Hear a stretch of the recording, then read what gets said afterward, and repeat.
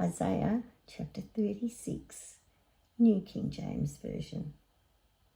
Now it came to pass in the 14th year of King Hezekiah that Sennacherib, king of Assyria, came up against all the fortified cities of Judah and took them.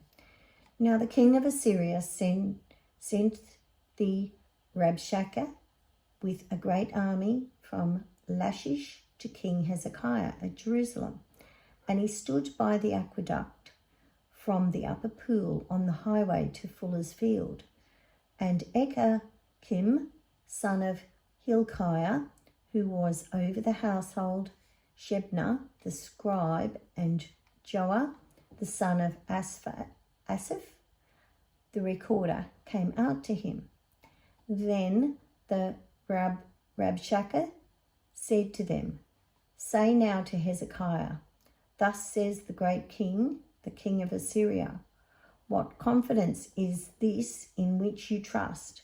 I say you speak of having plans and power for war, but they are mere words. Now, in whom do you trust that you rebel against me?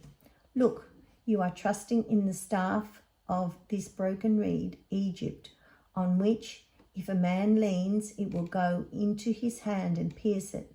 So is Pharaoh, king of Egypt, to all who trust in him. But if you say to me, we trust in the Lord our God, is it not he whose high places and whose altars Hezekiah has taken away, and said to Judah and Jerusalem, you shall worship before the altar? Now, therefore, I urge you, give a pledge to my master, the king of Assyria, and I will give you 2,000 horses, if you are able on your part to put riders on them. How then will you repel one captain of the least of my master's servants and put your trust in Egypt for chariots and horsemen? Have I now come up without the Lord against this land to destroy it? The Lord said to me, go up against this land and destroy it. Then Eliakim, Shebna, and Joah said to the Rabshakeh, please speak to your servants in Aramaic, for we understand it, and do not speak to us in Hebrew in the hearing of the people who are on the wall. But the Rabshakeh said, has my master sent me to your master and to you to speak these words, and not to the men who sit on the wall, who will eat and drink their own waste with you? Then the Rabshakeh stood and called out with a loud voice in Hebrew and said, hear the word of the great king, the king of Assyria. Thus says the king, do not let Hezekiah deceive you, for he will not be able to deliver you, nor let Hezekiah make you trust in the Lord, saying, the Lord will surely deliver us.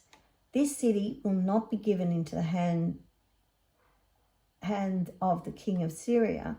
Do not listen to Hezekiah, for thus says the king of Assyria, make peace with me by a present and come out to me, and every one of you eat from his own vine, and every one of you from his own fig tree, and every one of you drink the waters of his own cistern, until I come and take you away to a land like your own land, a land of grain and new wine, a land of bread and vineyards.